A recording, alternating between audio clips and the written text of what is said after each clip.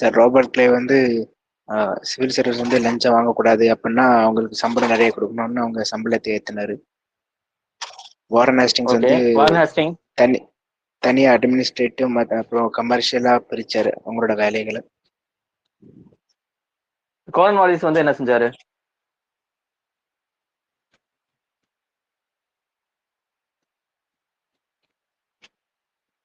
Sir Cornwallis வந்து பிரிட்டிஷர்ஸ்க்கு வந்து முன்னுரிமை மாதிரி கொடுத்தாங்க.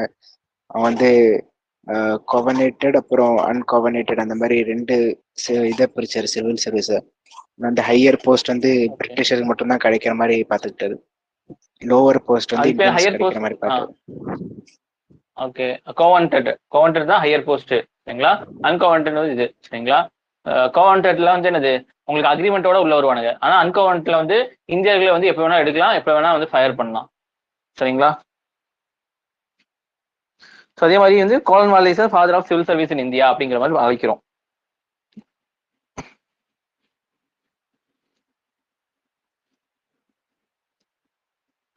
ஏன் வந்து இவர் வந்து இந்தியர்களை வந்து எக்ஸ்க்ளூட் பண்ணாரு ஹையர் போஸ்ட்ல இருந்து லார்ட் கார்ன்வாலிஸ்? அதுக்குண்டான காரணங்கள்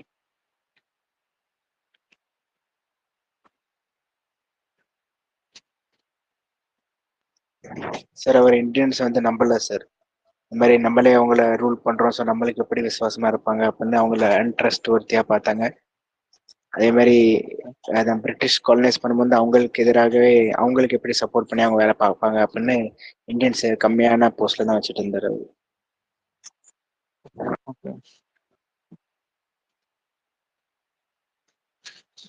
ஸோ லார்ட் வெல்லஸ்லி என்ன பண்ணாரு? அவர் ரெஃபார்ம்ஸ் என்ன?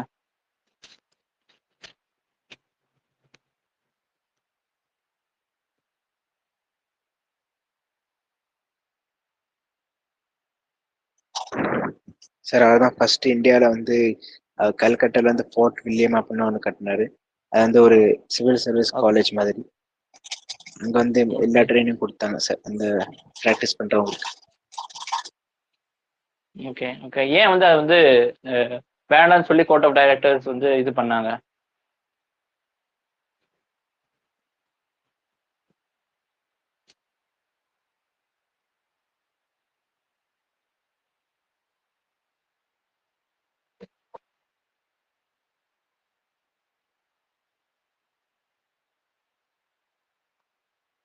ஸோ 3 வருஷம் வந்து கம்பெனி கீழே ஒரு இந்தியாவில் வந்து வச்சனால கம்பெனிக்கு விசுவாசமா இருப்பாங்க, குவீனுக்கு விசுவாசமா இருக்க மாட்டாங்க அப்படின்னு சொல்லிட்டு அங்கே இந்த ட்ரைனிங் பீரியட் வந்து ட்ரைனிங் அந்த இதை வந்து இது பண்ணிட்டு இங்கிலாந்துலேயே வந்து வச்சாங்க. இங்கிலாந்துலேயே வச்சு யார் இருந்தாங்கன்னா அங்கேயே வந்து ட்ரைன் பண்ணி அப்புறம் உள்ள கொண்டு வந்தாங்க சரிங்களா.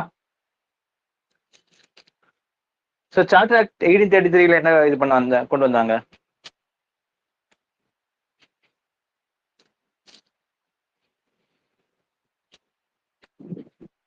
சார்ட்டர் ஆக்ட் 1833 படி ஓப்பன் காம்படிஷன் வந்து கொண்டு வர போறோம் அப்படின்னு சஜஸ்ட் பண்ணாங்க. ஆனால் கோர்ட் ஆஃப் டைரக்டர்ஸ் வந்து அதுக்கு ஒத்துக்கல. அதுக்கப்புறம் இந்த மாதிரி அவங்க என்ன சொன்னாங்கன்னா, எவ்வளோ வேகன்சி இருக்கோ அதோட 4 மடங்கு வந்து நாங்கள் நாமினேட் பண்றோம், அதுல இருந்து நீங்க சூஸ் பண்ணிக்கோங்க அந்த மாதிரி சொன்னாங்க. அவங்க வந்து எக்ஸாமினேஷன் எழுதி அதில் பாஸ் ஆகி அதை செலக்ட் ஆகட்டும்னு சொன்னாங்க. Okay. So charter act 1853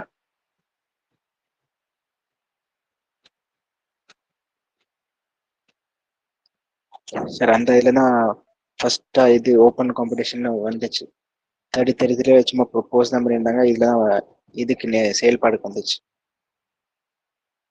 okay. Merit நாமினேஷனுக்கு பதிலாக மெரிட்டை கொண்டு வந்தாங்க சரிங்களா. ஈக்குவல் ஆப்பர்ச்சுனிட்டி சரிங்களா. ஏன் வந்து ஓப்பன் காம்படிஷன் கொண்டு வந்தாங்கன்னா கவர்மெண்டோட அட்டிடியூட் மாறிச்சு, prime minister மாறினாங்க.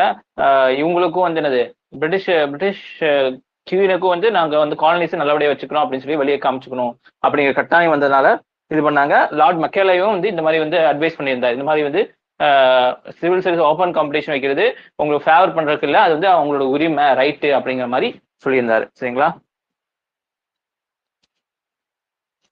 So government of India act 1858 என்ன கொண்டு வந்தாங்க?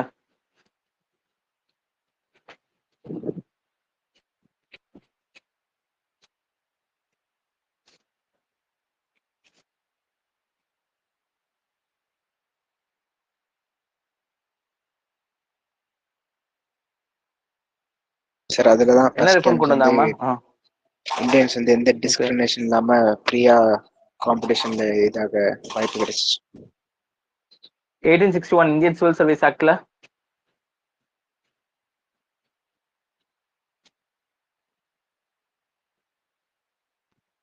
சார் அதுல வந்து பேரே இந்தியன் சிவில் சர்வீஸ் மாத்திட்டாங்க. ஸோ அவங்க என்ன சொன்னாங்கன்னா அப்புறம் இங்கிலாந்துல வந்து வைக்கணும் அந்த மாதிரி சொல்லிட்டு இருந்தாங்க. இங்கிலாந்துல இங்கிலீஷ் லாங்குவேஜ் வைக்கணும், அதே மாதிரி வந்து என்னது ஓப்பன் காம்படிஷன் இருந்தாலும் கொஞ்சம் சீட் வந்து யூரோப்பியனுக்காக ஒதுக்கி வைக்கணும் அப்படிங்கிற மாதிரி சொல்லிட்டாங்க. இப்போ எப்படி பெண்களுக்கு இடம் ஒதுக்கிறதுனால பெண்களுக்கு தனியாக ஒரு சீட்டை ஒதுக்கி வைக்கிறாங்க அந்த மாதிரி. ஸோ 3 பேர் வந்து 1871 வரைக்கும் வந்து செலக்ட் ஆனாங்க இந்தியன் சிவில் சர்வீஸ்ல. அது யார் யாரு, அவங்க பேர் என்ன, ஃபர்ஸ்ட் குவாலிஃபை பண்ணவங்க பேர் என்ன? ஃபர்ஸ்ட் குவாலிஃபை ஆனது சத்யேந்திரநாத் தாகூர், அவருக்கு அடுத்து ஆர்சி டெட்டா, அவருக்கு அடுத்து லால் குப்தான்னு ஒருத்தர் வந்து. இங்கதான் 19 ஸோ ஓகே, இந்தியாவுக்கு தடைகள்லாம் வந்து என்ன இருந்துச்சு? ஓகே, இந்தியாவுக்கு தடையா வந்து என்னெல்லாம் காரணங்கள் இருந்துச்சு சிவில் சர்வீஸ் உள்ள போறதுக்காக இந்தியர்களுக்கு? சார் சிலபஸ் அவங்களுக்கு கொஞ்சம் கஷ்டமா இருந்துச்சு. ஏன்னா அவங்க படிக்காத நிறைய சப்ஜெக்ட் கிரீக் லாட்டின்ல இருந்துலாம் கேள்வி கேட்டுட்டு இருந்தாங்க. அதே மாதிரி ஏஜ் இஷ்யூ வந்து இருந்துச்சு. இந்தியன்ஸ் வந்து சேர்க்க வைக்க கூடாதுன்னு நினைச்சு 23 இருந்த ஏஜ் வந்து 19 மாத்திட்டாங்க 1978ல. அதுக்கப்புறம் மெயினான போஸ்ட் எல்லாமே யூரோப்பியன்ஸ்க்காக கொடுத்தாங்க. ஸோ இந்தியன்ஸ் வந்து அதுக்கு ஒரு டிஸ்கரேஜிங் மாதிரி இருந்துச்சு. கம்மியான போஸ்ட் தான் இந்தியன்ஸ் கொடுத்தாங்க. அப்புறம் லண்டன்ல இருந்துச்சு சார் எக்ஸாமினேஷன். ஸோ டிராவல் பண்ணி போகணும். இந்தியாவில் எக்ஸாமினேஷன் நடக்கல. Okay okay. So Lord Lytton கீழே என்ன ரிஃபார்ம் இருந்துச்சு?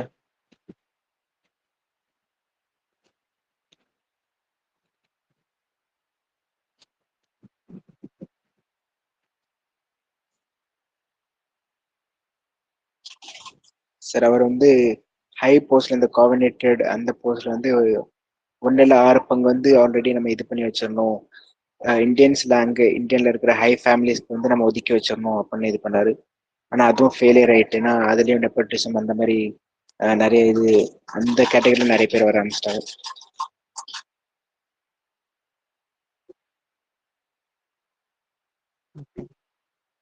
ஸோ இதுல வந்து ரெடியூஸ் பண்ணிட்டாங்க ஏஜ் 19 வரைக்கும்.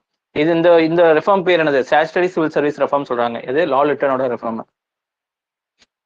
ஸோ இந்த ஸ்டாச்சுட்டரி சிவில் சர்வீஸ் ரெஃபார்முக்கு எதிர்த்து தான் வந்து என்ன செய்றாங்க, சுதந்திர பானர்ஜி வந்து ஆல் ஓவர் இந்தியா வந்து அகிடேஷன் பண்றாங்க படிச்ச இந்தியன்ஸ் மூலமா.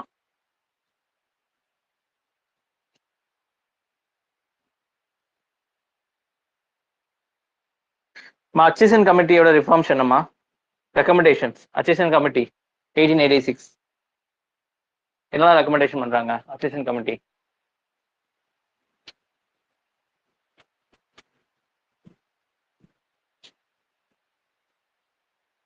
சார் அவர் வந்து லார்ட் லைட்டன் போட்ட ரிஃபார்ம்ஸ் எல்லாம் திருப்பி எடுக்க சொல்றாரு. இந்த ஏஜ் லிமிட் வந்து அவர் இதுல 19 கம்மி பண்ணியிருந்தாங்க, அது திருப்பி 23 ஆக்குங்க. ஸ்டாட்யூட்டரி சிவில் சர்வீஸ் அந்த மாதிரி அதை வந்து எடுத்துருங்க அந்த மாதிரி சொல்லியிருந்தாரு. ஓகே. அதே மாதிரி கோவர்னேட்டட் அண்ட் கோவர்னேட்டட் பிரிக்காதீங்க, ஒரே இதாக்குங்க அந்த மாதிரி சொல்லியிருந்தாரு. ஓகே. அப்புறம் சிவில் சர்வீஸ் 3 பிரிக்கிறாங்க: imperial civil service, provincial civil service, subordinate civil service. Imperial civil service வந்து இங்கிலாந்துல நடக்கும், சரிங்களா? ப்ரொவின்சியலும் சப்பார்டினேட்டும் இந்தியாவுக்குள்ளேயே நடக்கும், சரிங்களா? ஓகே.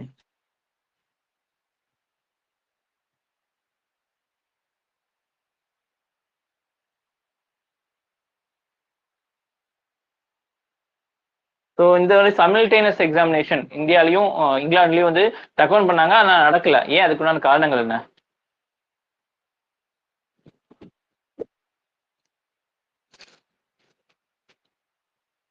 சார் அந்த டைம்ல செக்ரட்டரி ஆஃப் ஸ்டேட்டா இருந்த கிம்பர்லி அவருக்கே இந்த உடன்பாடே இல்லை. அவர் என்ன ஐடியாலஜி வச்சிருந்தானா, கண்டிப்பா யூரோப்பியன்ஸ் வந்து இருக்கணும், ஒரு இவ்வளவு அமௌண்ட் வந்து ஒரு 2/3 யூரோப்பியன்ஸ் கண்டிப்பா இருந்தே ஆகணும் அந்த மாதிரி மைண்ட் செட்ல இருந்தார். அதே மாதிரி இப்போ நாங்க இந்தியாவில கொண்டு வந்தாலுமே ஹிந்துஸ் தனியா இருக்காங்க, முஸ்லிம்ஸ் தனியா இருக்காங்க, சீக்ஸ் தனியா இருக்காங்க, கிறிஸ்டியன்ஸ் தனியா இருக்காங்க. ஸோ அவங்களுக்கும் இது வந்து அன்இக்குவலா இருக்கும், அன்ஜஸ்டிஸா இருக்கும் அப்படின்னு அவங்களே ஒரு காரணத்தை சொல்லிட்டாங்க. ஓகே. ஸோ இஸ்லிங்டன் கமிஷனோட reforms Islington commission 1912.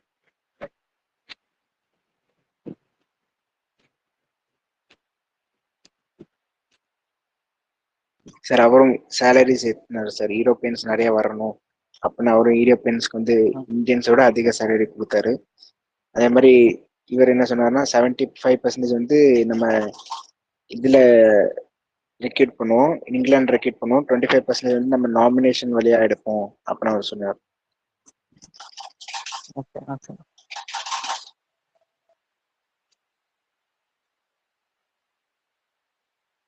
So mount reform 1919 என்ன சொல்றாங்க?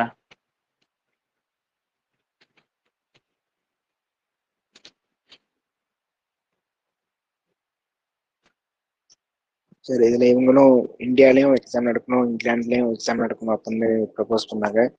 அப்புறம் 33% வந்து கண்டிப்பாக இந்தியாலே இருக்கணும் அப்படின்னு சொன்னாங்க. அதுவும் ஒவ்வொரு வருஷம் 1.5% ஏறிட்டே போகணும் அப்படின்னு சொன்னாங்க. 34.5, 36 அந்த மாதிரி.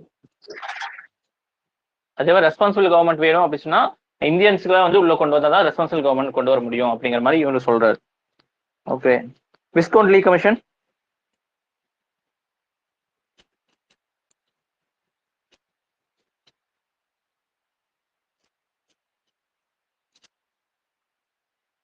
விஸ்கவுண்ட் லீ commission 1924.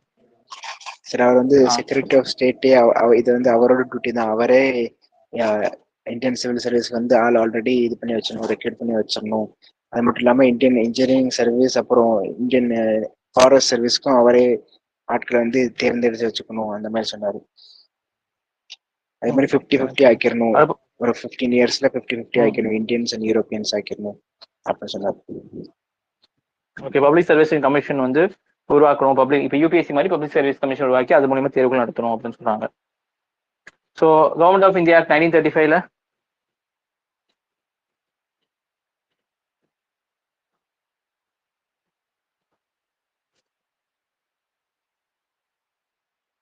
Federal public service commission ஒன்று கொண்டு வரணும், ப்ரொவின்ஷியல் பப்ளிக் சர்வீஸ் கமிஷன் கொண்டு வரணும், சென்ட்ரலுக்கு ஸ்டேட்டுக்கு. சரிங்களா? ஸோ இவ்வளோதாம்மா. சரிங்களா? ஸோ இதெல்லாம் வந்து ஒரு இப்போ சொன்னதெல்லாம் வந்து அப்படியே எழுதுனீங்க அப்படின்னா 10 மார்க்ல 15 மார்க்ஸ் வரை கிடைக்கும். இது அப்படியே ஆப்ஷனில் கேட்டாங்கன்னா 25 மார்க் ஈஸியாக அடிச்சுட்டு போயிடலாம். அவ்வளோதான். சரிங்களா? ஸோ 2 மினிட்ஸ் ஒரு 2 மினிட்ஸ் ஒரே நிமிஷம்.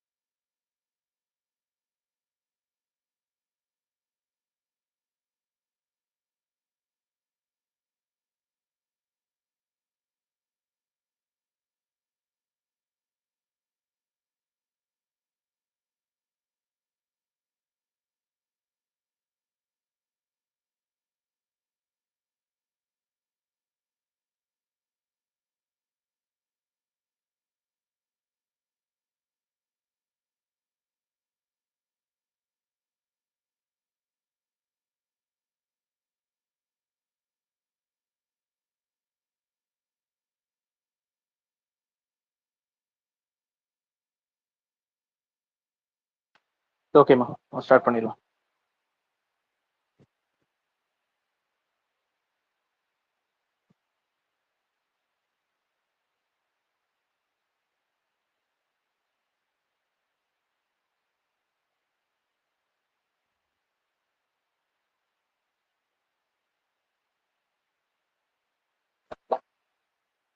ஸோ நம்ம ஏற்கனவே சொல்லியிருக்கேன், நான் இப்போ 3 பிரிவுகள் சொல்லியிருந்தேன், 3 தூண்கள் சொல்லியிருக்கேன். ஒன்று வந்து சிவில் சர்வீசஸ், இன்னொன்று போலீஸ், இன்னொன்று வந்து என்னது ஜுடிஷியரி, ஆர்மி, இந்த மாதிரி சொல்லியிருந்தேன் நான் உங்களுக்கு.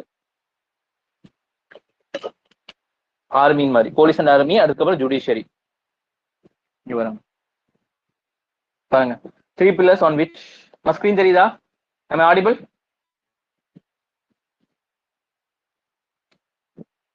மாட்டேங்க சார். மூவ் ஆக மாட்டேங்குதா? இப்போ மூவ் ஆகுது. மூவ் ஆகுதுல்ல? Okay okay. ஸோ அதான் 3 pillars சொல்றாங்க பிரிட்டிஷ் அட்மினிஸ்ட்ரேஷன்ல. ஒன்று civil service, police, army. Police civil service முடிச்சுட்டா அடுத்து போலீஸ் பார்க்கலாம், சரிங்களா? போலீஸ் அண்ட் ஆர்மி பார்க்கலாம். ஸோ இப்போ pre colonial policy during Mughal rural பார்க்கல எப்படி இருந்திருக்கு இந்த போலீஸ் சிஸ்டம் அதெல்லாம் எப்படின்னு பார்த்தீங்கன்னா, இப்போ வந்து பர்கானாஸ், தாலுகாஸ்ன்னு சொல்லுவாங்க. தானாஸ் அப்படின்னா வில்லேஜஸ், அது கீழே இருக்கிறது. அதுக்கப்புறம் டவுன்ஸ், கோட்வால்ஸ்ன்னு சொல்லுவாங்க, சரிங்களா? பிரிக்கிறாங்க, இதெல்லாம் பிரிவுகள், சரிங்களா? ஸோ இதெல்லாம் அது பர்கானாஸ், தானாஸ், டவுன்ஸ், வில்லேஜஸ், இதெல்லாம் தான் பிரிவுகள், சரிங்களா? வில்லேஜுக்கு மேல டவுன்ஸ் இருக்கும், டவுன்ஸுக்கு மேல தானாஸ் இருக்கும், தானாஸ் மேல பர்கானாஸ், தாலுக்ஸ் இருக்கும். இப்போ எப்படி வந்து கிராமம் அப்புறம் டவுன்னு சொல்ல உங்களுக்கு தெரியும். தானாங்கிறது என்னது? டிஸ்ட்ரிக்டா இருக்கலாம், பர்கானாங்கிறது ஸ்டேட்டா இருக்கலாம், சரிங்களா? ஸோ நான் அதுன்னு சொல்ல வரல, இருந்தாலும் அதுக்குண்டான பிரிவுகள், உட்பிரிவுகள்னு சொல்லலாம், சரிங்களா? ஸோ வந்து பர்கானாஸ்க்கு யாரு போலீஸா இருப்பாங்க அப்படின்னா ஃபௌஜிதார், தானாஸ்க்கு தானேதார், டவுன்ஸ்க்கு யாரு கோட்வால் இருப்பாங்க போலீஸா, வில்லேஜுக்கு வந்து வில்லேஜ் வாட்ச்மேனா இருப்பா, வில்லேஜ் வாட்ச்மேன்ஸ் இருப்பாங்க. இதுதான் வந்து முகல் பேர்ல இருக்கக்கூடிய போலீஸ் சிஸ்டம், ஓகேவா? Zamindars are responsible for maintaining law and order, ensuring peace and dealing with crimes and criminals. Mughal காலத்துல ஜமீன்தார் கையில தான் லா ஆர்டர் வந்து கொடுப்பாங்க. இப்ப டிஎஸ்பி மாதிரி இருக்காங்களா, அதே மாதிரி ஜமீன்தார் கையில லா அண்ட் ஆர்டர் மெயின்டைன் பண்ணுங்க அப்படின்னு சொல்லி கொடுத்துருவாங்க. சாதாரண நிலத்தையும் கொடுத்து எல்லாத்தையும் கொடுத்து அவங்களை பார்த்துக்க சொல்லுவாங்க. கிளாஸ் இந்த சிஸ்டம், இந்த சிஸ்டத்துல ஜமீன்தார் கையில எல்லாத்தையும் கொடுக்கற மூலியமா என்ன பிரச்சனை வருதுன்னு சொல்லியிருந்தீங்கன்னா, very often zamindars neglected their duties, அவங்க செய்யறதே இல்லை. அது இல்லாம they colluded with dacoits and share their aid loot. டெகாய்ஸ்னா வந்து கொள்ளையடிக்கிறவங்க, அவங்களும் கூட்டு சேர்ந்துட்டு நீ கொள்ளையறா, நான் ஒன்னும் சொல்ல மாட்டேன், ஆனா கொள்ளையடிச்சுட்டு பாதி எனக்கு வந்துடணும் அப்படிங்கிற மாதிரி வந்து 2 பேரும் பேசி வச்சுக்கிறானுங்க. ஸோ இதுதான் இங்க பிரச்சனையாருது, எது முகல் பீரியட்ல இருக்கக்கூடிய போலீஸ் சிஸ்டத்துக்கு. டூரிங் காலனியல் போலீசிங் சிஸ்டம், சரிங்களா? இவங்க பிரிட்டிஷ்காரங்க வந்ததுக்கு அப்புறம் டூரிங் காலன்வாலிஸ் 1791 என்ன நடக்குது அப்படின்னு சொன்னா, சொன்னல டவுன்ஸை கோட்வால் பாத்துக்கிறாரு, வில்லேஜ் வாட்ச்மேன் பண்ண, சர்க்கிள்ஸ் யார் பாத்துக்கிறா? தரோகாஸ் பாத்துக்கிறாங்க. தானாஸ் சர்க்கிள்ஸ் சொன்னா அது வந்து தரோகாஸ்ங்கிறவங்க பாத்துக்கிறாங்க, சரிங்களா? டிஸ்ட்ரிக்ட் பர்கானாஸ் வந்து சூப்பரிண்டென்ட் ஆஃப் போலீஸ், இங்கதான் வருது சூப்பரிண்டென்ட் ஆஃப் போலீஸ். இப்போ சொல்றாங்கல்ல எஸ்பி, அது வந்து டிஸ்ட்ரிக்ட் பர்கானாஸை பார்க்கக்கூடிய ஒருத்தவங்க தான் சூப்பரிண்டென்ட் ஆஃப் போலீஸ்னு வராங்க, சரிங்களா? கார்ன்வாலிஸ்ல தான் எஸ்பி வந்து ஃபர்ஸ்ட் உள்ள வராரு, சரிங்களா? Cornwallis organise regular police force, ரெகுலரா போலீஸா இருக்கணும்.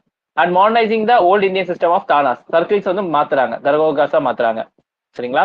He leave zamindar for their police duties, zamindar வந்து நீ பார்த்துட்டு தேவையில்லை, நீ நிலத்தை மட்டும் பார்த்துக்கிட்டா போதும் அப்படின்னு சொல்லிட்டு அவரை வந்து அந்த பொறுப்புல இருந்து விடிவு பண்றாரு. இந்த சிஸ்டத்துல என்ன பிரச்சனை அப்படின்னு சொன்னா, the new system provided to be inadequate in bringing down the crime rate. crime rate வந்து குறைஞ்சபாடே இல்லை. Zamindars abuse the system by taking advantage of weakness, சரிங்களா? இந்த வீக்னஸ் இருக்குனால அது ஜமீன்தாஸ் என்னது அட்வான்டேஜ் எடுத்து அவனுக்கு திருப்பியும் வந்து இவனுக்கு பண்ணிட்டு இருக்காங்க, அதிகாரம் பண்ணிட்டு இருக்கானுங்க.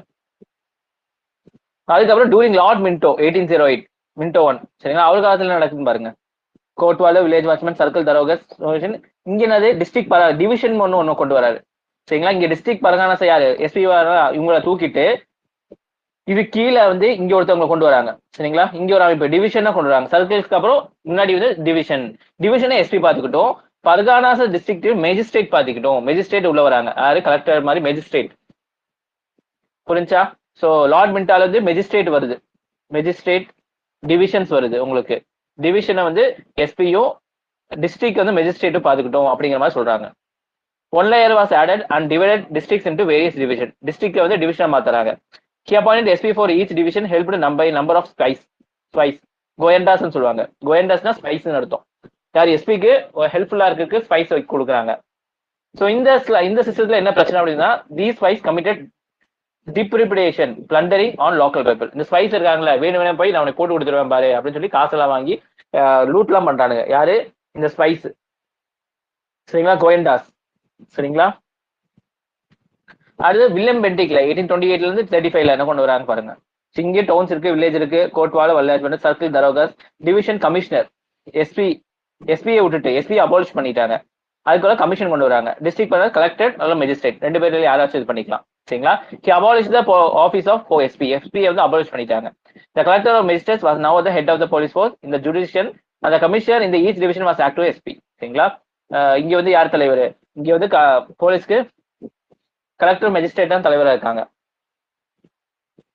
இந்த சிஸ்டத்துல பாத்தீங்கன்னா this arrangement result in unbalance division of power which ultimately lead to சார்ஸ் கன்ஃபியூஷன் ஆம்பிகிட்டி. ஸோ இந்த மாதிரி கமிஷனர் இவங்க எல்லாம் வந்து என்ன செய்யறதுன்னு தெரியாம முழிக்கிறாங்க. அவங்க நிறைய பவர் இருக்கு, ஆனா என்ன செய்யறதுன்னு தெரியல. ரெண்டு பேரும் குழப்பிக்கிறாங்க யார் யார் என்ன பண்ணுங்கிறது புதுசா உள்ள விடுறதுனால. அடுத்து போலீஸ் கமிஷன் ஒன்று கொண்டு வராங்க 1860. சரிங்களா. Recommendation of police commission led to Indian police act 1861. இதுதான் கொண்டு வராங்க. போலீஸ் கமிஷன் ஒன்று கொண்டு வந்து அதை ரெக்கமெண்டேஷன் வாங்கி அந்த ரெக்கமெண்டேஷன் இம்ப்ளிமெண்ட் பண்றாங்க. அது மூலியம் தான் இந்தியன் போலீஸ் ஆக்ட் 1861 கொண்டு வராங்க. புரியுதாமா? am I audible? Yes sir. Okay. So இங்க பாருங்க. ஸோ இங்க என்ன செய்யறாங்க? டவுன்ஸ் வில்லேஜா கோட்வாலி வில்லேஜ் வாட்ச்மேன் கீழே வந்து சிவில் கான்ஸ்டபிலிட்டி கொண்டு வராங்க. தரோகா சர்க்கிள்ஸ் வந்து தரோகஸ் பார்க்கணும், டிவிஷனர் கமிஷனர் பார்க்கணும், டிஸ்ட்ரிக்ட் பரகாச கலெக்டர் மெஜிஸ்ட்ரேட் பார்க்கணும், ரேஞ்சர் டெபுட்டி இன்ஸ்பெக்டர் ஜெனரல் பார்க்கணும், ப்ரோவின்ஸ் இன்ஸ்பெக்டர் ஜெனரல் பார்க்கணும். ஸோ இந்த மாதிரி பிரிக்கிறாங்க. A system of civil constabulary direct contact with village watchman. இங்கதான் கான்ஸ்டபிள் வராங்க உள்ள. சரிங்களா. கான்ஸ்டபிள் எப்ப வராங்க? வில்லேஜ் வாட்ச்மேனுக்கு ஹெல்ப் பண்றதுக்கு தான் கான்ஸ்டபிளே வராங்க. சரிங்களா. எவாலுவேஷன் ஆஃப் த சிஸ்டம் பாத்தீங்கன்னா police succeeded in curbing criminal act such as dacoit, thuggee இதெல்லாம் வந்து குறைச்சாங்க. But while dealing with public the activity of police was unsystematic. எவனாலும் அடிச்சு ஒதுக்கிறது பப்ளிக்கா இருந்தாலும். Police was also use to suppress national movement. சரிங்களா. போலீஸ் யூஸ் பண்ணி நேஷனல் மூவ்மெண்ட்டை சப்ரஸ் பண்ணாங்க. British did not create an all India police. சரிங்களா. IPS மாதிரி வந்து சொல்லுங்க சார். இதுல கலெக்டர்னு இருக்குல்ல, இது வந்து சிவில் சர்வீஸ் பாஸ் பண்ணவங்களா இந்த டைம்ல? டிஸ்ட்ரிக்ட் வந்து கலெக்டர் மேஜிஸ்ட்ரேட் இல்ல, கலெக்டர்ல மேஜிஸ்ட்ரேட் பார்த்துப்பாங்க போட்டுருக்குல்ல. ஆமா ஆமா. கலெக்டர்ஸ் இவங்க தான் சிவில் சர்வீஸ் தான் கலெக்டர்னு சொல்லுவாங்க. சரிங்களா. ஸோ கலெக்டர் வந்து நம்ம வந்து பவரை பிரிச்சு கொடுத்துருவாங்க. சரிங்களா. அது உள்ள படிக்கணும், ஆப்ஷனல் படிக்கும்போது படிப்பீங்க. ஸோ அதுல வந்து சிவில் கலெக்டர் இந்த மாதிரி விஷயங்கள் பார்க்கறதுக்கும் இது பண்ணுவாங்க, அவங்கள ஒதுக்குவாங்க. சரிங்களா. ஸோ பார்த்துக்கலாம். மெஜிஸ்ட்ரேட்டு அதுல உங்களுக்கு தெரியும் உங்களுக்கு. ஸோ அதே மாதிரி தான் சொல்றாங்க. சரிங்களா. So all India police service உருவாக்கல, ஐபிஎஸ் எல்லாம் உருவாக்கல. சரிங்களா. ஆல் இந்தியா சர்வீஸ் உருவாக்கல உங்களுக்கு. சரிங்களா. ஸோ இந்த மாதிரி ஒவ்வொரு இதுக்கு ஏற்ற மாதிரி ஒருத்தவங்களை வந்து நியமிக்கிறாங்க, அவ்வளவுதான்.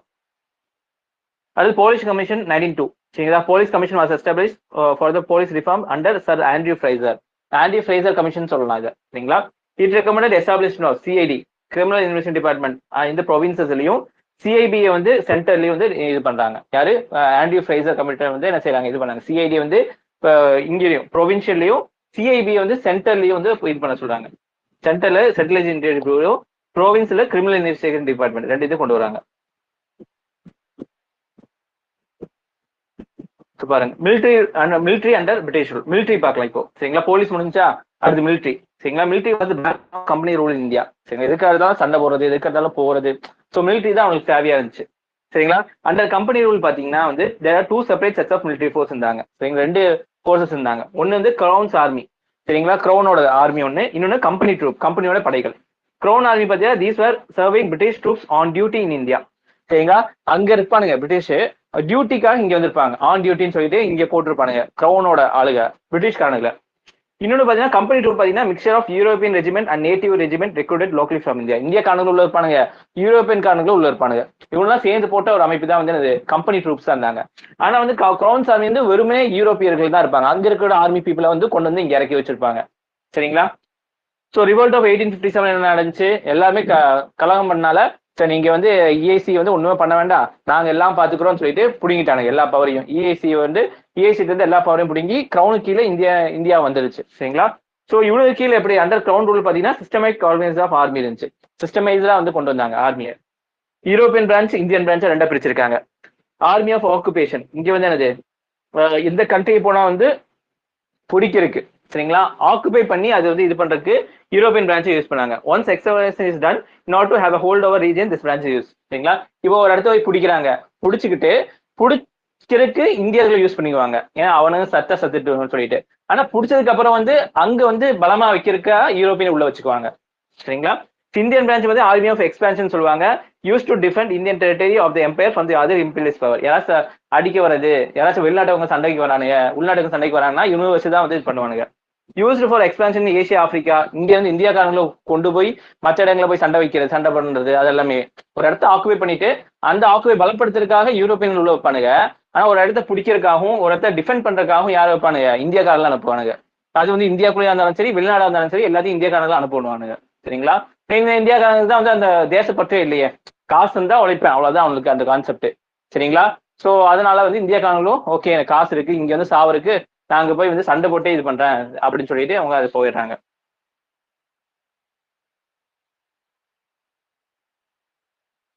Domination of European branch over Indian branch பாருங்க. To uphold the domination, Army Commission 1859 and 1879 suggest some measures.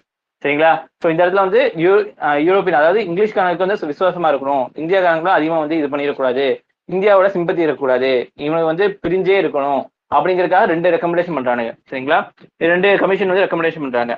Proportional of army personnel ப்ரொபோர்ஷனலா பண்றாங்க. பிரின்சிபல் ஆஃப் 1/3 ஒயிட் ஆர்மி, எல்லா இதுலயும் வந்து 3ல ஒரு பங்கு வந்து ஒயிட் ஆர்மி இருக்கணும், வெள்ளக்காரங்கள் இருக்கணும்.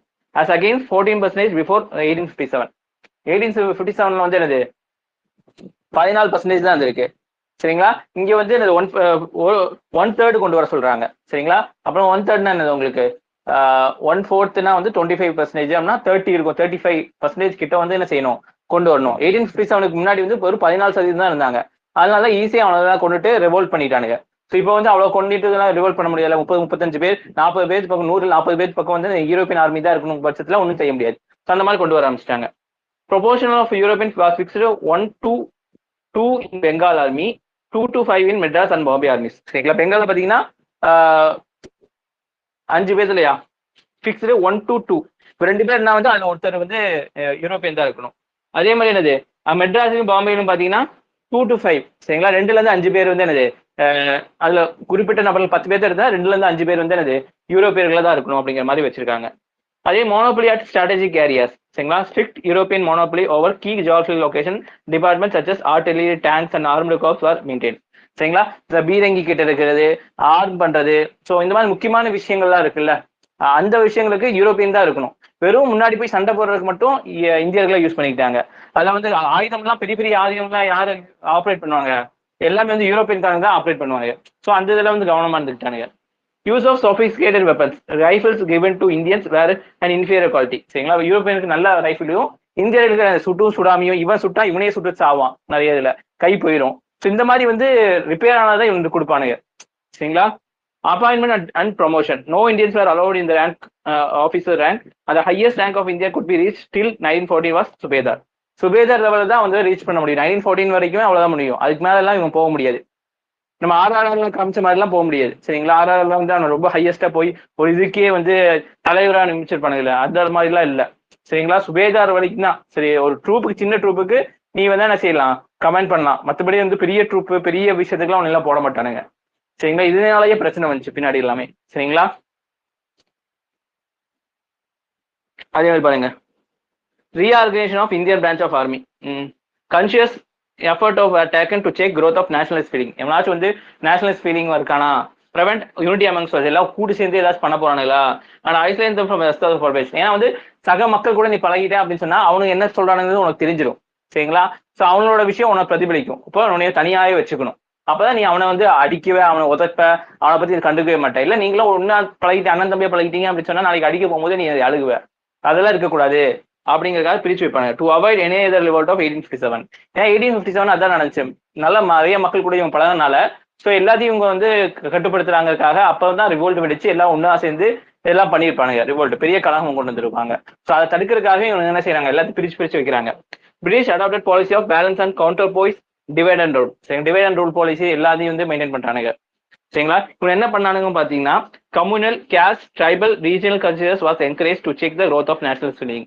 சரிங்களா, நீ வந்து என்னது அந்த ஜாதியா, நீ வந்து அந்த ஏரியாக்காரனா, நீ வந்து அந்த டிஸ்ட்ரிக்டா, அந்த இதா, ஸோ உனக்கு சண்டை வச்சுக்கலாம், யார் ஜெயிக்கலாம் பார்த்துக்கலாம். ஸோ அந்த மாதிரி வந்து ஏத்தி விடுறது. சரிங்களா? அதுக்காகவே தனித்தனியா வந்து என்ன செய்வாங்க, போட்டியெல்லாம் வைப்பானுங்க. சரிங்களா? எந்த ரெஜிமெண்ட் வந்து இதாகுது அப்படின்னா ஒட்டுக்க சேர மாட்டானுங்களே. ஸோ அந்த மாதிரிலாம் வந்து பண்ணுவானுங்க. Ideology of martial races and non martial races was emphasise. சரிங்களா? For example, after 1857 revolt more Sikhs soldier was recruited compared to Awadh soldiers. ஏன்னா அவார்ட் சோல்ஜர்ஸ் வந்து நிறைய பேர் வந்து சண்டை போட்டுப்பாங்க. 1857 இங்கிலீஷ்க்கு எதிராக சப்போர்ட் போட்டுப்பானுங்க. அதனால என்ன செய்யல, அவார்ட் சோல்ஜர் கம்மி பண்ணிட்டு சிக்கு சோல்ஜர்ஸ் அதிகமாக எடுத்துருப்பாங்க. ஏன்னா சிக்கு வந்து என்னது, நம்ம பார்த்து ஆங்கிலோ சிக்கு அதுக்கப்புறம் நாங்க லாயலா இருப்போம்னு சொல்லிட்டு எழுதி கொடுத்துருப்பானுங்க. ஸோ அது அதிகமா வந்து சிக்குக்காரங்களே வந்து ஆர்மியில எடுத்துக்குவானுங்க. And they helped the British in 1857 revolt, so they justified the discrimination and argued the Sikh belonged to martial race more competent. So சிக்குனாலே வந்து அவன் வந்து போராடக்கூடிய ஆளு, அவன் வந்து ஆம்பளை, நீங்களாம் அப்படிலாம் இல்ல அப்படிங்கிற மாதிரிலாம் வந்து பேசி மற்றவங்களை வந்து இது பண்ணி விடுறது. சரிங்களா? ஸோ சிக்குக்கு அதிகமாக கொடுக்குறது, இந்த மாதிரிலாம் பண்ணானுங்க. அதே மாதிரி caste and communal companies were introduced in all regiment and Indian regiment were made of mixture of various socio-ethnic group check unity among soldiers. ஒரு யூனிட்டி அப்படின்னு சொன்னா நிறைய பேர் உள்ள போட்டிருப்பானுங்க. சரிங்களா? நிறைய ஹிந்துஸ், முஸ்லிம்ஸ், சிக்ஸ் எல்லாத்தையும் உள்ள போட்டு தான் வந்து ஒரு ரெஜிமெண்ட்டை உருவாக்குவானுங்க. ஸோ அப்படிங்கிற பட்சத்துல வந்து என்னது, நீங்க உங்களுக்குள்ள அடிச்சுக்குவீங்க, நீங்களா ஒட்டுக்கா சேர மாட்டீங்க. சரிங்களா? அப்படிலாம் இருப்பானுங்க. Preventing newspaper journalist and national publication from reaching them to prevent sensitive towards the suffering of the people. உங்களுக்கிட்ட பேப்பரோ, உங்களுடைய பேம்ப்ளெட்ஸோ, உங்களுடைய நேஷனலிஸ்ட் ஜேர்னல்ஸோ எதுவுமே வந்துடாம பாத்துக்குவானுங்க. ஏன்னா அதெல்லாம் படிக்க நீங்க உங்களுக்கு ஃபீலிங் வந்துடும். அதுல ஒரு கவிதை எழுதி இருந்தானா அந்த கவிதை அப்படியே உள்ள போயிடும். அப்ப திருப்பி வந்து நீங்க என்ன சண்டைக்கு வர மாட்டேன், எல்லாம் பண்ண மாட்டேன். ஸோ இதெல்லாம் வந்து உங்களை தனிமைப்படுத்தி வச்சிருப்பானுங்க. கூண்டில் அடிச்சு வச்ச சிங்கம் மாதிரி உங்களை வச்சிருப்பாங்க. அடுத்து பாத்தீங்கன்னா இந்தியன் சாந்த்ருஸ்ட் கமிட்டின்னு ஒன்று கொண்டு வராங்க. Demands of Indian. அப்ப இந்தியர்கள் வந்து டிமாண்ட் பண்றாங்க என்னன்னு பாத்தீங்கன்னா, to establish military college in India along the lines of Sandhurst to Indianise the officer corps. சரிங்களா? ஸோ இந்திய போலீஸ் உருவாக்குறதுக்கு இந்தியாவோட போலீஸ் அகாடமி ஒன்று உருவாக்கணும் அப்படிங்கிற மாதிரி இந்தியா டிமாண்ட் வைப்பாங்க, பண்ணியிருப்பாங்க பிரிட்டிஷ் கவர்மெண்ட். அதனால கான்ஸ்டிடியூட் இந்தியன் சாந்த்ருஸ்ட் கமிட்டி, ஒரு கமிட்டியை உருவாக்கியிருப்பாங்க, சாந்த்ருஸ்ட் கமிட்டின்னு சொல்லிட்டு. அதுல பாத்தீங்கன்னா Indian members of community include Jinnah, Motilal நேருலாம் அதுல மெம்பரா இருப்பாங்க. சரிங்களா? அவங்க என்ன சொல்லியிருப்பாங்க அப்படின்னா, propose large scale of increase in Indianisation. நிறைய பேர் வந்து இந்தியர்களா வந்து நீங்க கொண்டு வரணும் உங்க ஆர்மியில. Setting up of Indian academy by 1933. 1933 வந்து நீங்க ஒரு இந்தியன் அகாடமியை உருவாக்கணும். ஏன்னா தெரிஞ்சிருச்சுங்க, ஸோ ஆர்மின்னு ஒன்று வேணும். ஒவ்வொரு நாட்டுக்கும் அந்த 19th centuryல வந்து நிறைய வேர்ல்டு வார் எல்லாம் நிறைய வந்திருக்கும். அப்போ வந்து இவங்க பாட்டுக்கு வந்து வெளியே போயிட்டானோ அப்படின்னு சொன்னா இந்தியாவை பாதுகாக்கிறதுக்கு ஒரு ஆர்மி வேணும்ல. ஸோ எப்படியும் வந்து இவங்க கிட்ட இருக்க ஆர்மி பத்தாது. ஸோ நிறைய பேர்த்த கொண்டு வந்து ஒழுக்கமா ப்ராப்பரா இவங்க ட்ரைன் பண்ணாதான் நம்ம சுதந்திரத்துக்கு அப்புறம் வந்து நம்ம ஒரு ஆர்மி மெயின்டைன் பண்ணி இந்தியா வந்து என்ன செய்ய முடியும், பாதுகாக்க முடியும் அப்படின்னு தெரிஞ்சிருச்சு. அதனாலேயே வந்து என்ன செஞ்சாங்க, ஒரு அகாடமியையும் பிளஸ் வந்து என்னது ஆர்மி இதையும் பண்ண சொல்லி வந்து வலியுறுத்தினாங்க. அதுவும் அக்செப்ட் பண்ணிட்டாங்க பிரிட்டிஷ்காரங்க. The Royal Indian Military Academy was opened in Dehradun, October 1932. சரிங்களா? 1932ல டெஹ்ராடூன்ல ஒரு இதை ஓபன் பண்றாங்க. ஓகேவாமா? ஸோ இதெல்லாம் பார்த்துக்குங்க. நம்ம சொன்ன மாதிரி இந்த பாலிட்டியோட லெக்சர்ஸும் நீங்க பாருங்க. சரிங்களா? கவர்மெண்ட் ஆஃப் இந்தியா ஆக்ட்ல இருந்து கொண்டு வரல. ஸோ அதுவும் பார்த்துட்டா தான் வந்து டெஸ்ட்டுக்கு ஈஸியா இருக்கும் உங்களுக்கு. சரிங்களா? ஓகேவா? ஸோ அதுக்காக தான் டைம் தரேன். நீங்க வந்து நான் வந்து யூடியூப்ல இருந்து உங்களுக்கு ஷேர் பண்றேன். சரிங்களா? நம்ம குரூப்ல ஷேர் பண்றேன். அதுவும் நீங்க படிச்சுங்க. டெஸ்ட்டுக்கு எல்லாம் சேர்ந்து தான் டெஸ்ட்டுக்கு வரும். சரிங்களா? அப்பதான் எனக்கு கொஸ்டின் எடுக்கிறதுக்கும் கரெக்டா இருக்கும் எனக்கு.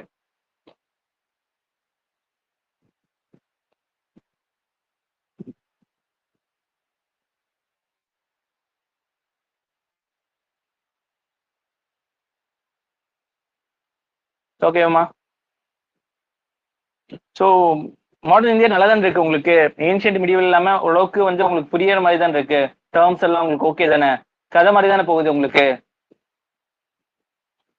நான் இனியும் மெயின் கதைக்கே போகல. இதெல்லாம் தான் ட்ரை ஏரியான்னு சொல்லுவாங்க. சரிங்களா? 1857 அதுக்கப்புறம் வந்து ஐஎன்சி ஆரம்பிக்கிற வரைக்கும் 1885 தான் ஐஎன்சி ஆரம்பிப்பாங்க. அதுக்கப்புறம் தான் உங்களுக்கு கதை மாதிரி வரும்.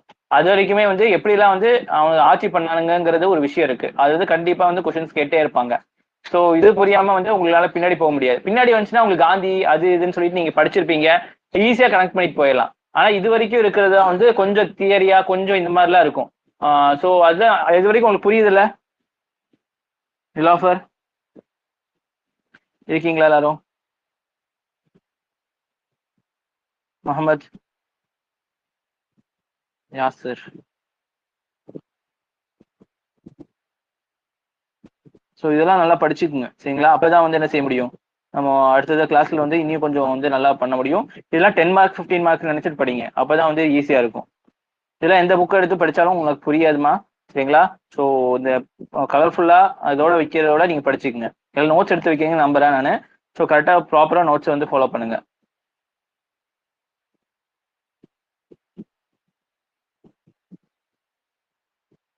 ஓகே, நம்ம ஆடிபிள்மா கேக்குதா?